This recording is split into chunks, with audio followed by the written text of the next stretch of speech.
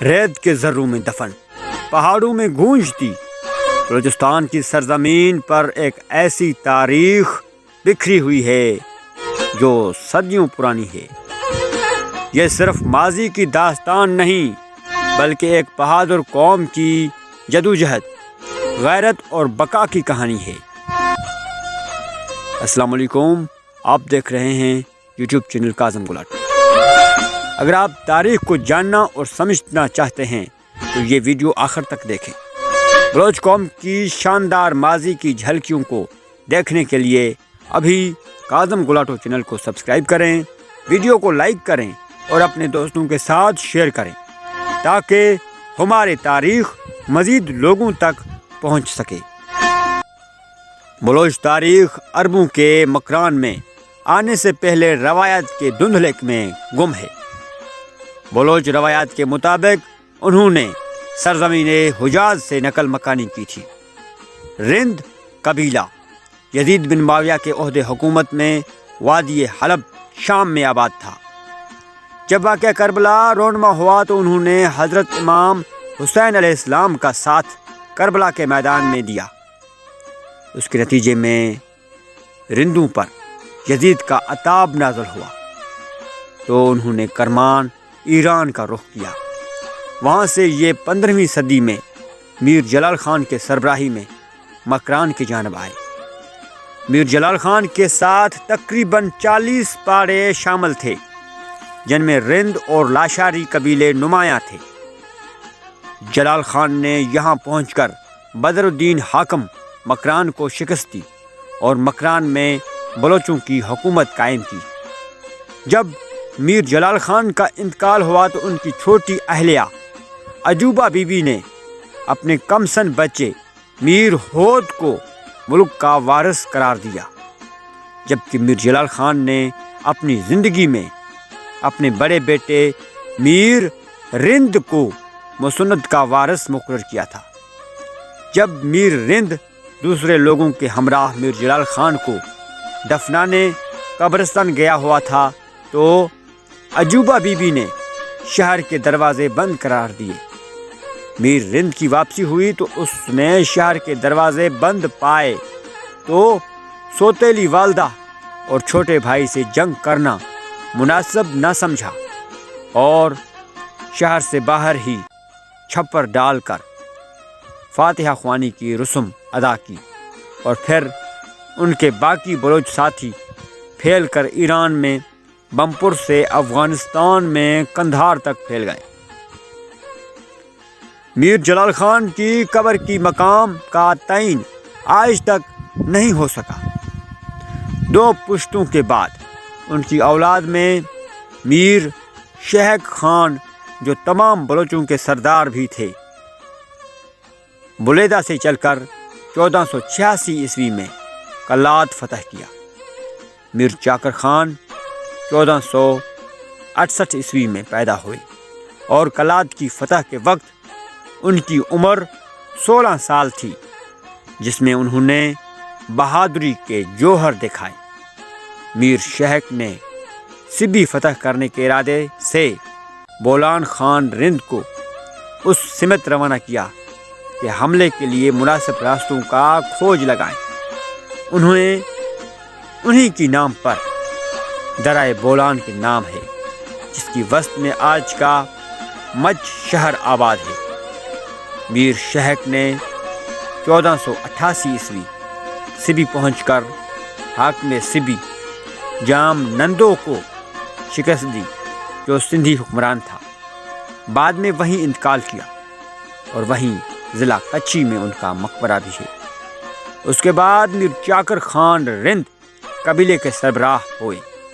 اس وقت ان کی عمر 18 سال تھی۔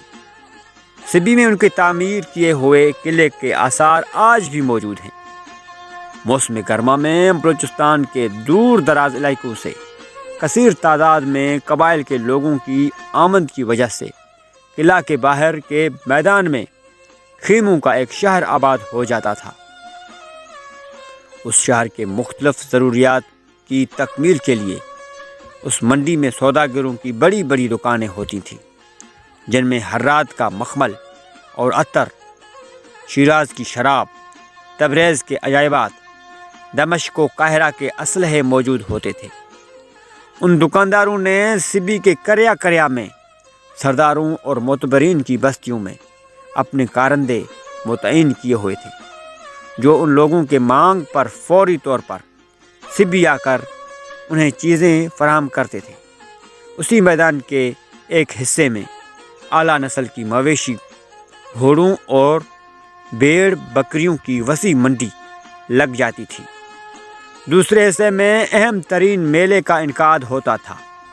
سبی کا آج کا میلہ اسی میلے کا تسلسل ہے جسے انگریزوں نے بھی برقرار رکھا تھا۔ اس وقت تک بلوچ قبائل کے دو طاقتور قبیلے رند اور لاشاری تھے۔ رند اور لاشاریوں کے 30 سالہ جنگ کا جو سبب بھی یہی میلہ بنا، جس میں میر چاکر خان کے بھانجے ریحان خان اور گہرام خان کے بیٹے رامن خان نے گھوڑے دوڑ میں حصہ لیا، جس میں بازی لے جانے پر تنازعہ پیدا ہوا۔ لاشاریوں نے رند قبائل کو نیچا دکھانے کی خاطر ایک جت خاتون جو کہ میر چاکر کی امان میں تھی، مائی گوہر، اس کی اونٹوں کو نقصان پہنچایا۔ مائی گوہر روتی ہوئی میر چاکر کے پاس پہنچی۔ اس کے بعد دونوں قبائل میں جنگ کا آغاز ہوا، جو 30 سال تک جاری رہی۔ اس 30 سالہ جنگ میں لاشاریوں کو شکست ہوئی تو انہوں نے ملتان کے لانگاہوں سے مدد طلب کی۔ میر چاکر نے قندھار کے ارغون سے معاہدہ کیا کہ اگر وہ ان کے ساتھ مل کر لڑیں گے اور فتح نصیب ہوئی تو وہ ارغون کو مناسب معاوضہ دیں گے۔ جب مارکا ہوا تو لاشاریوں کو ایک دفعہ پھر شکست ہوئی اور وہ سندھ، پنجاب اور بمبئی کی طرف نکل گئے۔ فتح کے بعد ارغون کی نیت میں خلل پیدا ہوا تو انہوں نے علاقہ چھوڑنے سے انکار کر دیا، تو میر چاکر نے میوند کے علاقے کی راہ لی۔ سبی اور میوند کے درمیان ایک اونچی تنگی پر میر چاکر نے مورچہ جمایا۔ نیچے میدان میں ترک ارغون نے صفہ بندی اختیار کر کے میر چاکر کا محاصرہ کر لیا۔ اب ان کے بچنے کی کوئی راہ نہ تھی۔ چنانچہ میر چاکر کی بیوی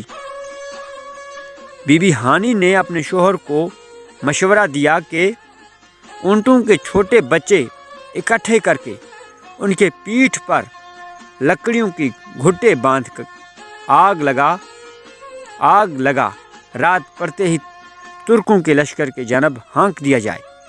چنانچہ ایسا ہی کیا گیا۔ یہ سماں دیکھ کر ترکوں کی ہاتھی گھبرا گئے۔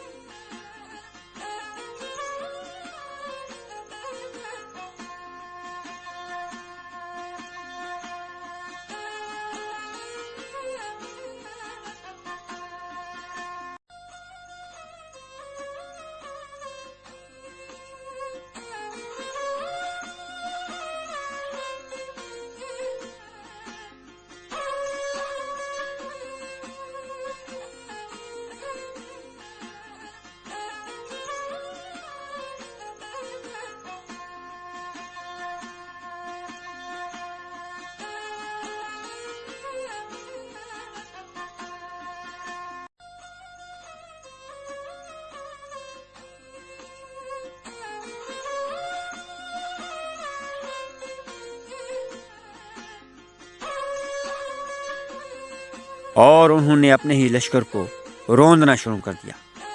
بالآخر ترکوں نے واپسی کی ٹھان لی۔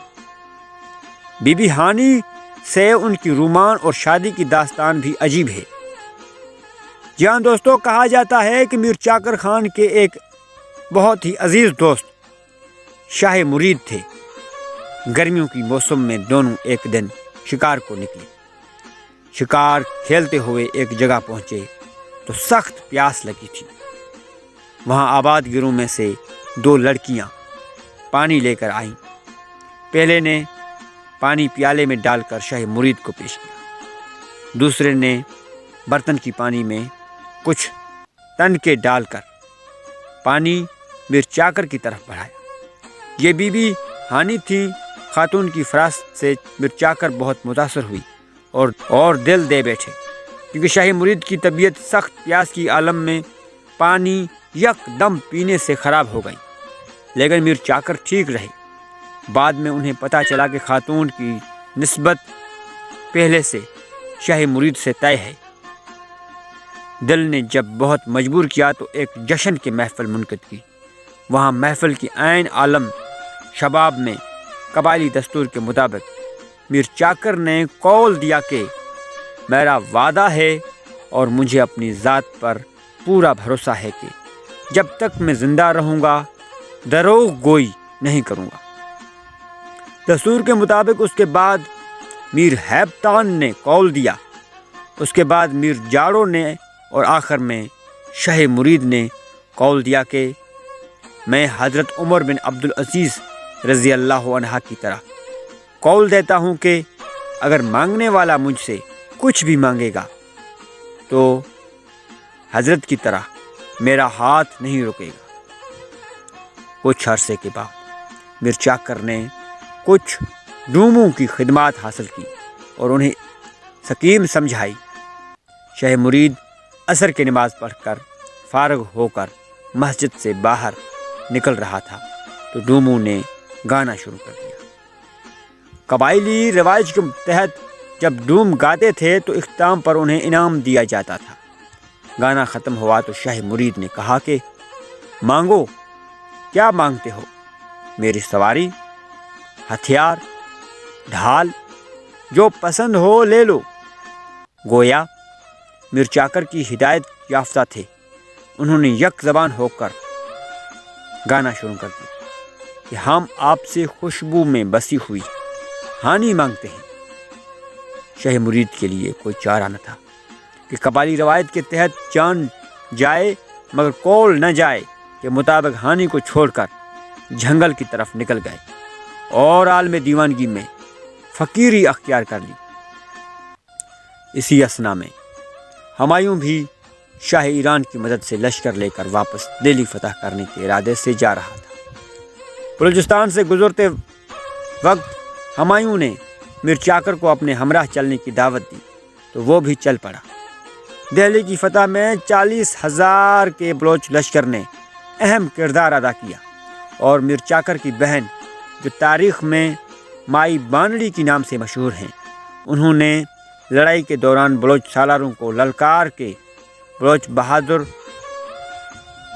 بہادروں، آج آزمائش کا دن ہے۔ میں تمہیں خدا کی سپرد کرتی ہوں، جیت اور ہار اس کی اختیار میں ہے۔ عزت اور لاج رکھنی ہے تو سب کچھ داؤ پر لگا دو۔ پھر اپنے زیورات ایک ایک کر کے بلوچ سرداروں میں تقسیم کر دیے۔ لڑائی میں میر چاکر خان کا بیٹا شہداد خان بھی حصہ لے رہا تھا۔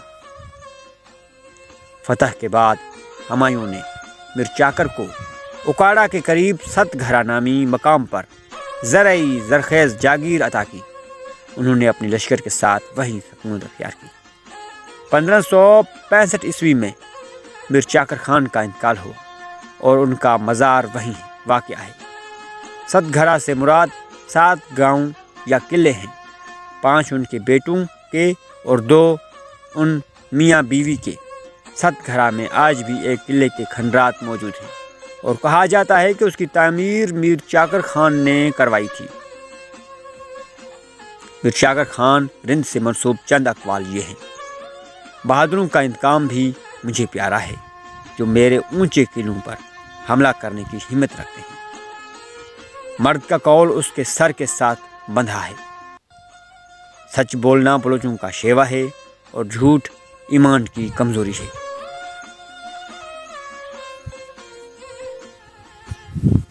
دوستو، یہ تھا ہمارا آج کا ویڈیو۔ مزید ایسے تاریخی ویڈیوز دیکھنے کے لیے ہمارے چینل کاظم گل آٹو کو سبسکرائب کیجیے اور ہمارے اس ویڈیو کو شیئر کیجیے۔ شکریہ۔